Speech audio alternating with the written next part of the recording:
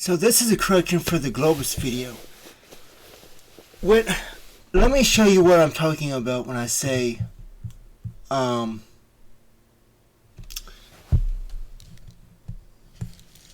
okay, when I know that it's 2002, I knew that, but I'll show you what I mean. In May 2002, I don't know why I said 2015. Although I do remember that when I was looking at the pictures of Kyiv, they're not on the they're not here. I'm gonna try to show that. I don't really have a lot of space on my screen to do this.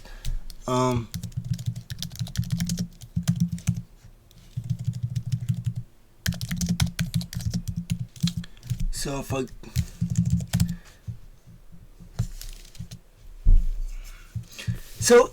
here's what I look at. Okay, I see it. Yeah, it's back there. You would think because that's glass, it would have been broken. I can see it in the background now. Of course, whenever I do a video, it's gonna appear. I looked at these like a very long time trying to find it. Like this, yeah, I see it. It's back there. You see that globe right there?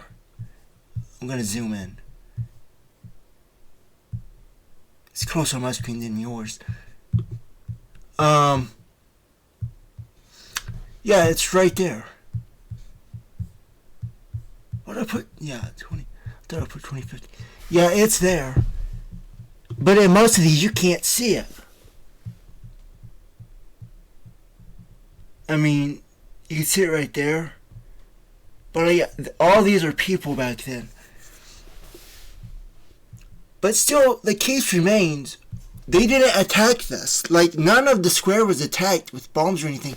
They said that they had people who were taking video and everything early in the war. And they were caught, but no one bombed anything, or no attacks were on the Independence Square when the Ukraine war started. So, you could say, well, does that legitimize the fact that the shopping center that was attacked, let me show you that.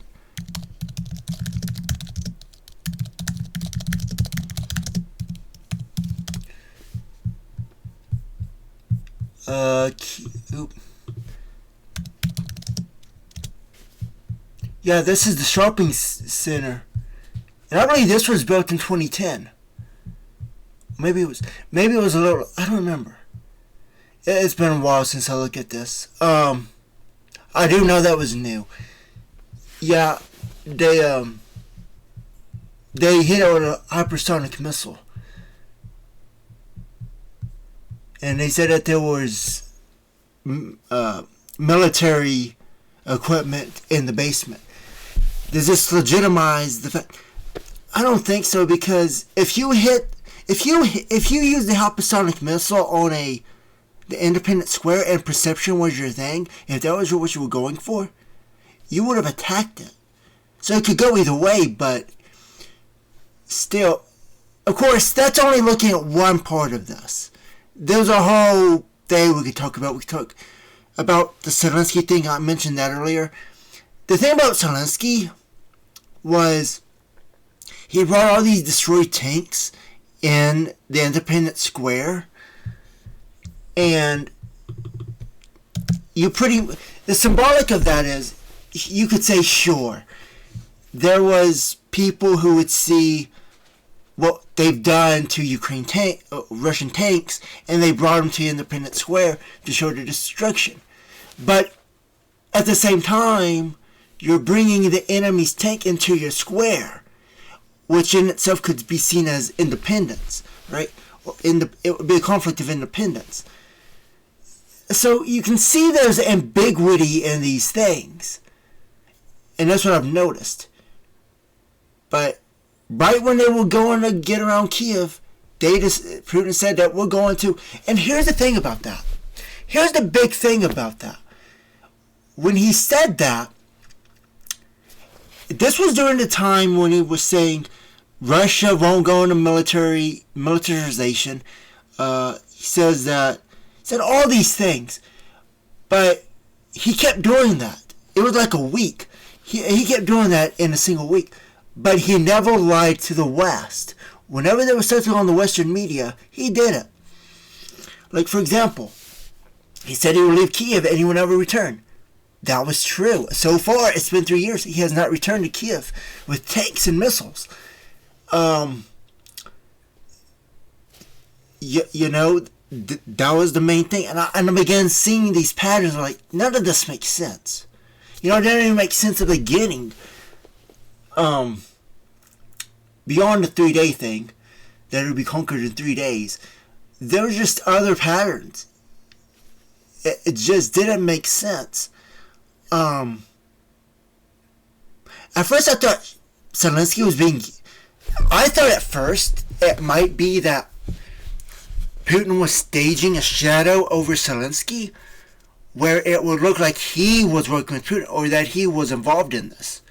But then as time went on, it kept going and going. I was like, nah, this is not coincidence. So that's why I questioned all of that. I was like, no, this doesn't add up. And then, yeah, even on the Russian side, things didn't make sense. They were talking about the Russian tanks with Z's on them. And when you think about it, if you have a Russian tank and say that we destroyed this Ukrainian tank, you could just easily remove the Z off the back of it and say that's a Ukrainian tank. Say, we destroyed the enemy. Yeah, they could do that. I mean, that was a Stalin thing back in the day. When he was seen at the Photoshop where he shook Lenin's hand. They said that never happened. And then he would remove people out of pictures. Yeah, that was back then. And that was in around 1933 to 1955. Yeah, in between there. So, yeah, I mean, you should question these kinds of things. Which is interesting because the day that I'm recording this is February 24th, which is the anniversary. Well, it's the anniversary of the Ukrainian war, but it's also the anniversary where at the end of the Maidan Revolution, which began on February 18th, February 24th was when Victor actually left. Revolution, February 24th, 2014. I don't want an image.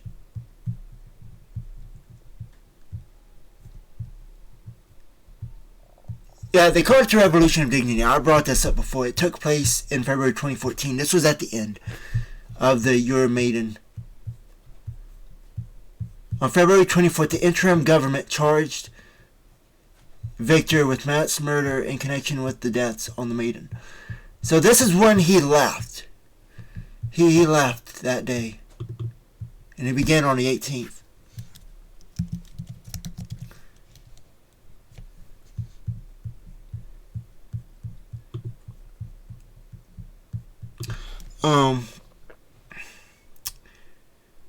So yeah, I think that was all I wanted to talk about. I wanted to make that correction. And I wanted to put more into it than what I initially did.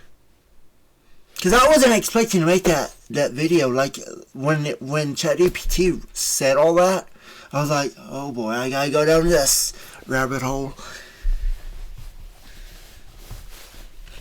So, yeah, that was all I wanted to say. So, see you in the next one.